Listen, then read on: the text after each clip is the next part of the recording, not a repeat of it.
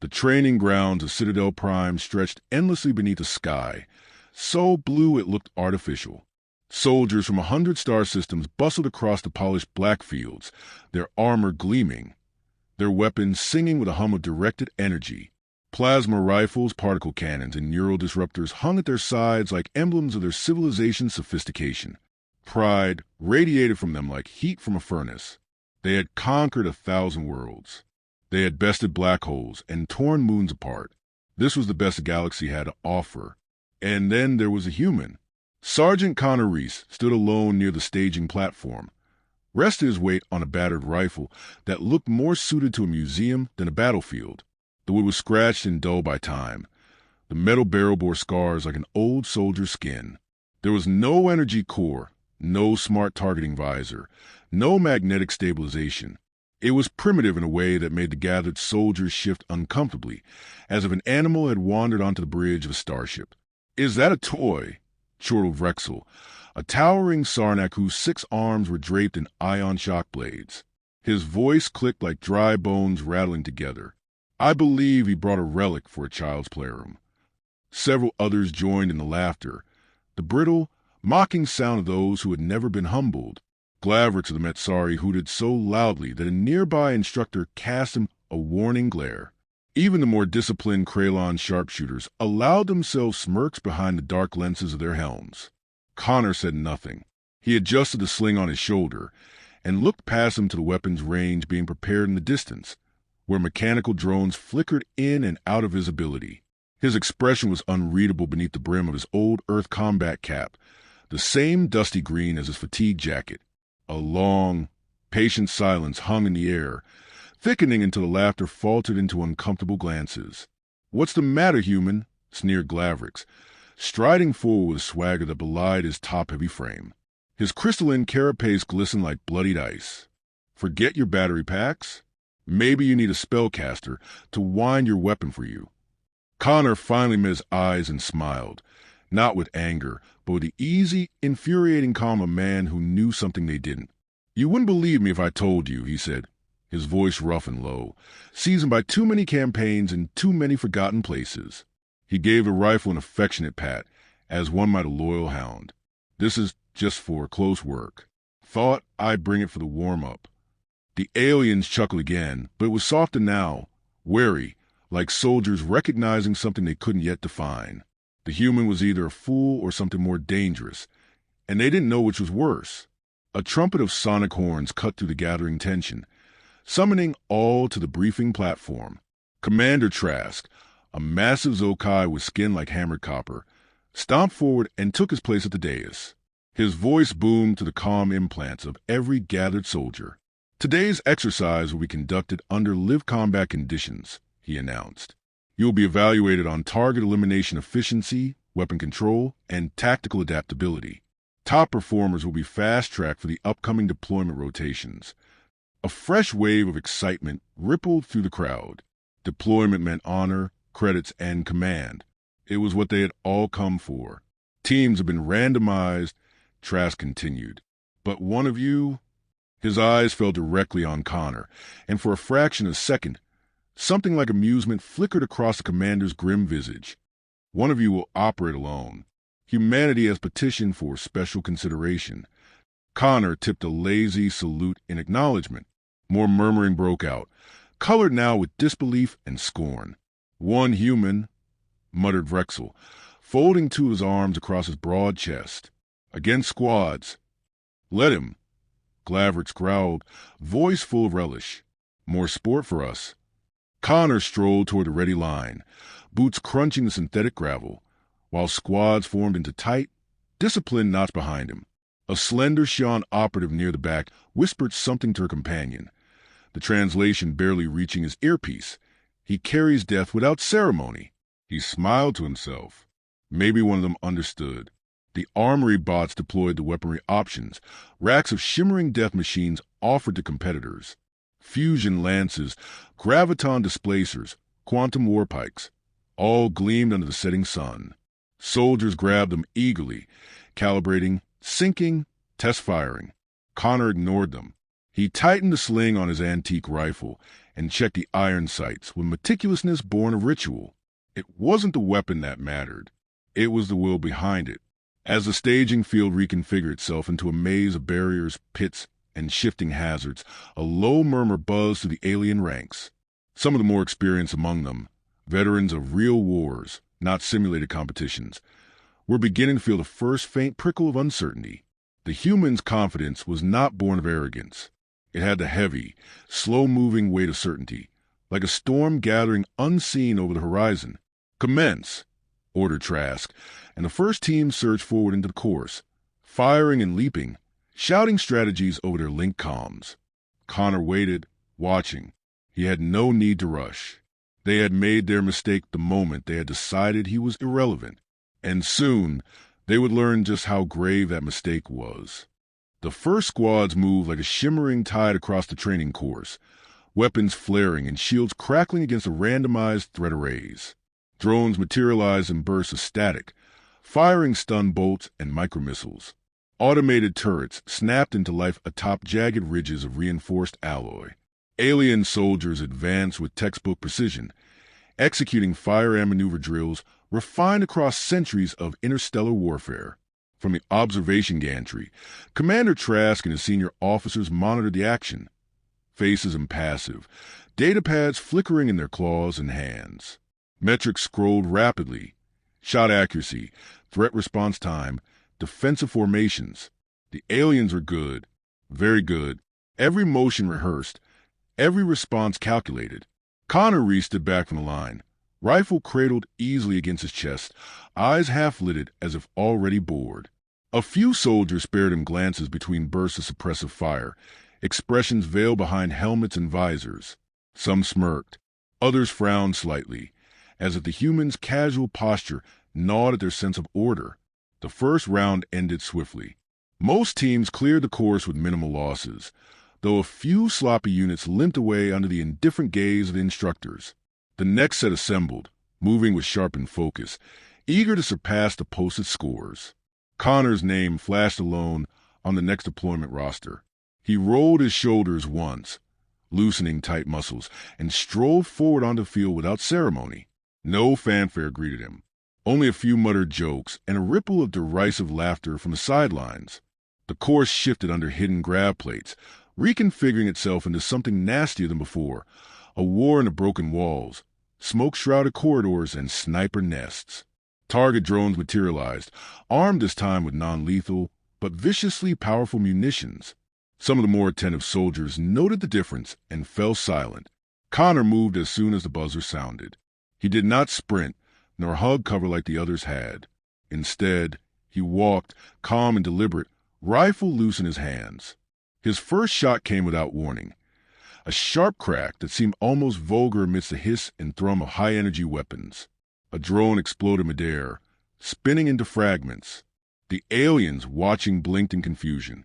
Energy shields, the primary defense for most modern soldiers, were calibrated against plasma and particle streams, not raw kinetic projectiles traveling at hypersonic speeds. The bullet punched through the drone's shielding as if it were smoke. Another shot. Another drone collapsed, its servos sparking and whirring helplessly. Connor picked his way through the battlefield with a hunter's economy of movement.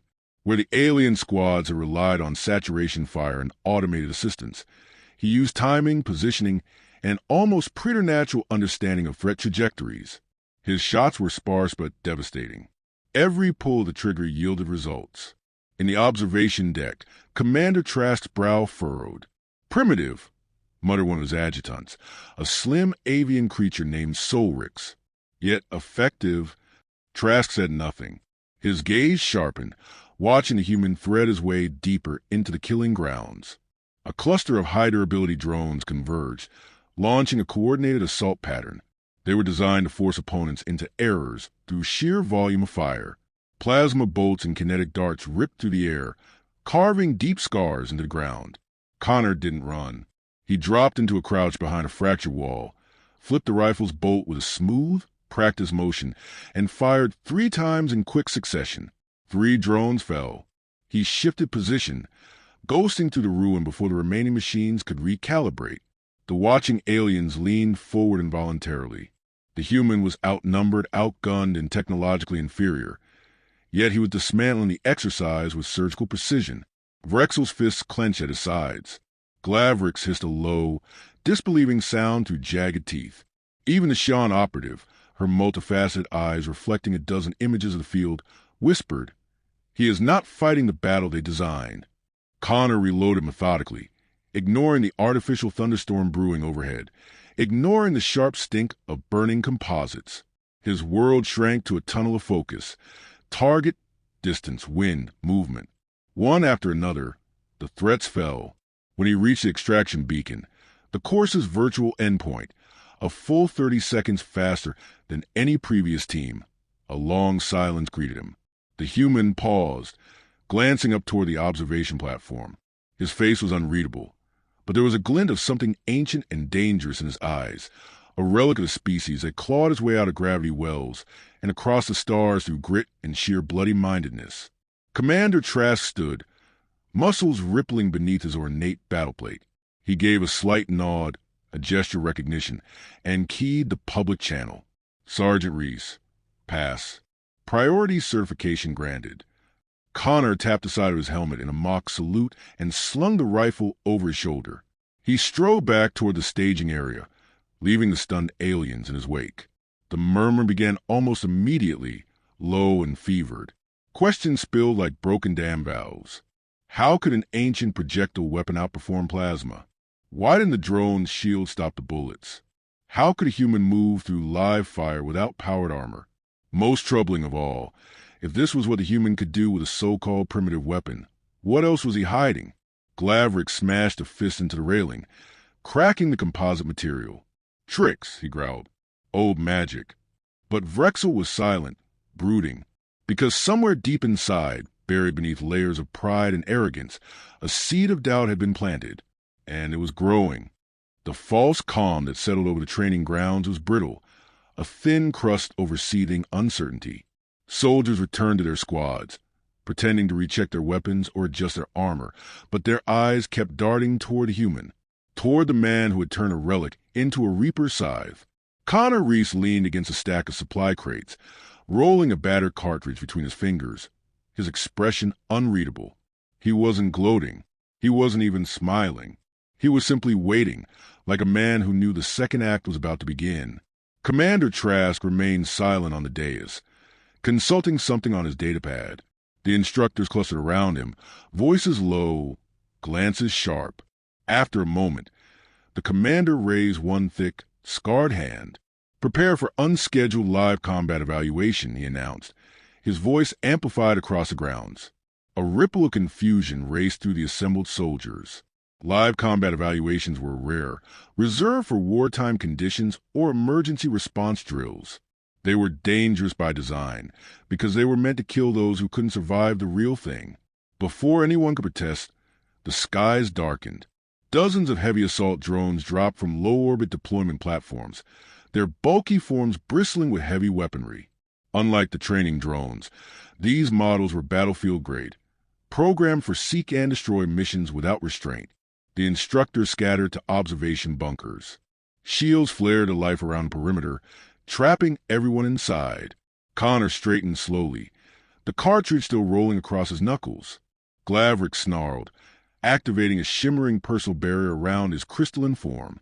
Vrexel's four arms blurred as he unsheathed twin ion blades and activated his plasma pistols. Squad leaders barked orders, pulling their soldiers into tight defensive clusters. The first assault wave struck like a hammer blow. Heavy drones unleashed rail slugs and thermal blasts, ripping into the first line of alien soldiers. Screams filled the air as energy shields buckled and bodies tumbled. The pristine training grounds transformed into a smoking ruin within seconds. Connor moved through the chaos with eerie composure. He ducked low behind a disabled shuttle, sighted along his rifle, and sent a round clean to the optic core of an advancing drone. It spiraled into the dirt, sparking and thrashing. But even he knew it wasn't enough. These drones were armored for war zones, built to withstand orbital strikes and anti-vehicle fire. His antique rifle could fell a few, but not a swarm. Not without something more. Without haste, he slung the rifle across his back and strode toward a tarp-covered mound near the edge of the field. Bullets whined and plasma beams seared the ground around him, but he moved with the unshakable focus of a man who had walked through worse fires. Vrexel caught the motion first. His four eyes widened. "What is he doing?" he barked, ducking a blast that scorched the air behind him. No one answered. All eyes turned to the human. Connor reached the tarp, hooked a hand under the edge, and tore it free with a single, violent motion. Beneath it, gleaming in the dim emergency lighting, was a monster. The GAU 19-slasher rotary gun, originally mounted on Earth's ancient helicopters, stood braced on a reinforced ground frame. 3 brutal barrels gleamed like the fangs of a mechanical beast, linked to a thick belt of massive cartridges that fed into an armored ammunition case. Beside it, a compact fusion converter whined softly, adapted to power the gun in place of its old combustion engine. Connor stepped behind it, his movements precise and ritualistic. He threw a heavy switch, and the gun's barrels began to spin, winding up with a hungry roar. Several alien soldiers backed away instinctively. The Gatling gun spoke. A torrent of metal fury exploded from the spinning barrels, a sound unlike anything in the galaxy's modern arsenals. Not a hum, not a pulse, but a deep, bone-shaking growl that drowned out even the shrieks of the drones. The heavy slugs tore through armor plating, shredded shielding, and pulverized anything that moved. Drones collapsed in mangled heaps, their high-tech innards exposed like crushed insects. The ground shook with the constant, merciless rhythm of ancient human wrath. Alien squads gaped, frozen in a moment of primal awe. Their weapons, their tactics, their precious technology, all seemed like toys beside the raw, brutal efficiency unleashed before them. Vrexel roared, charging into fray with renewed desperation. But even he could not match the destruction Connor wrought in minutes. The human pivoted smoothly, swinging the Gatling gun across fields of mechanical enemies. The bullets punched holes through battle-hardened drones that energy weapons had merely scorched. Smoke boiled up in thick, choking plumes. Shattered machines littered the field like broken statues. When the gun finally spun down, the silence was complete, an oppressive, stunned vacuum. Only the faint ticking of cooling metal and the soft crackle of distant fires remained. Connor straightened, face grim, hand steady. He reached down, withdrew another belt of ammunition from a nearby case, and began reloading without urgency, without fear. Across the ruins, the surviving alien soldiers looked at each other, no longer with scorn or mockery, but with something new and heavier: recognition, understanding, dread. Commander Trask stepped forward, his voice crackling through the battered comms. Exercise suspended. Emergency response protocols engaged. Connor said nothing. He simply fed the new belt into the Gatling gun and glanced up, meeting the commander's gaze through the haze of smoke and dust. There was no triumph in his eyes, only the cold, immutable promise that if they had thought this was the extent of human warfare, they had not yet begun to understand. Smoke twisted into the bruised sky, curling in lazy ribbons above the shattered landscape. Drones lay in ruin, their broken frames still twitching from residual charge. The surviving alien soldiers, some wounded, some merely stunned, gathered in loose clusters, weapons lowered, their formations forgotten. Connor Reese stood alone amid the wreckage, the Gatling gun braced beside him like a steel sentinel. The barrels steamed gently, the scent of scorched oil and metal heavy in the air. He wasn't smiling. There was no gloating, no victorious swagger. Only the same quiet readiness, as if he expected the battle to continue at any moment. Commander Trask made his way across the field, his stride heavy with the weight of what he had witnessed.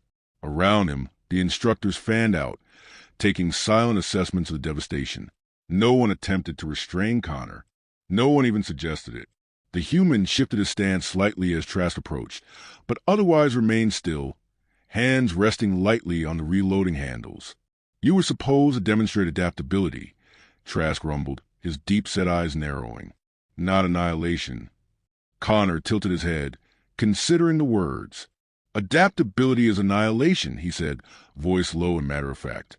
"When the stakes demand it." Trask's mouth pulled into something that might have been a grimace or the ghost of a smile. He gestured broadly to the field of destruction around them. The others, he began, but Connor interrupted with a shake of his head. They needed to understand, he said. You all needed to.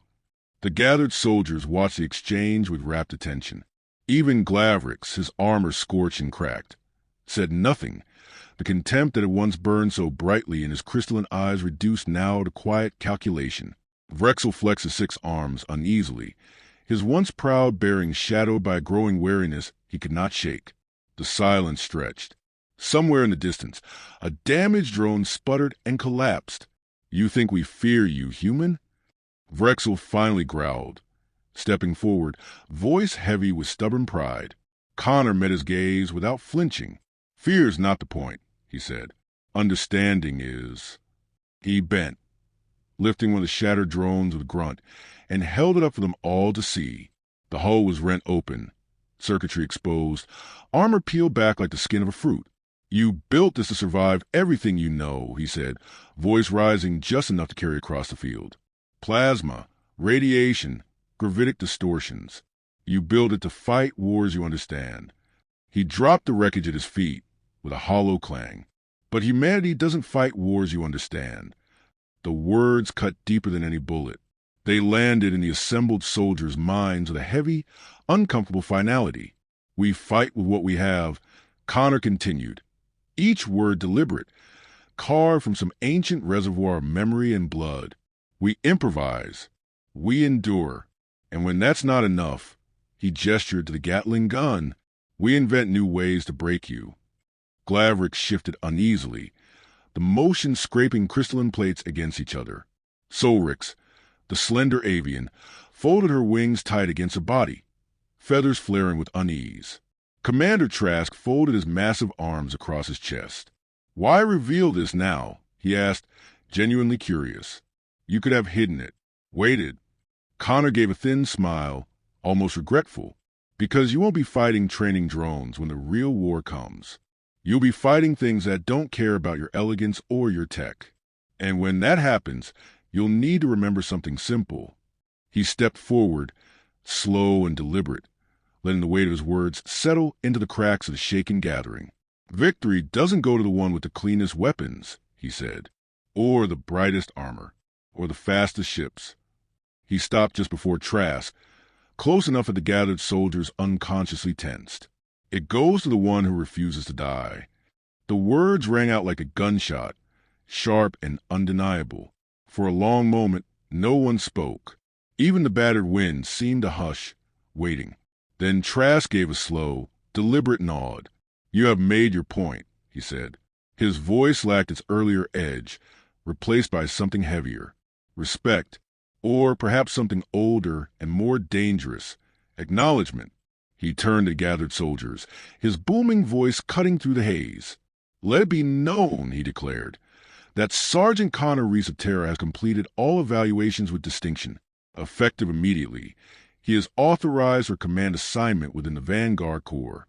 Murmurs swept the ranks, some angry, some grudging, but none dared voice open dissent. Connor said nothing. He merely unslung his battered rifle and rested it casually on his shoulder. As Trask began barking new orders, reshaping squads and reallocating duties in the wake of the demonstration, Connor turned and walked slowly toward the barracks. Soldiers parted before him without thinking, instinct outweighing pride. Behind him, the Gatling gun stood silent, barrels cooling under the dying light. And somewhere beyond the stars, the war that no one wanted to name yet crept closer. When it arrived, the galaxy would remember. They would remember that a human had shown them not just how to fight, but how to survive.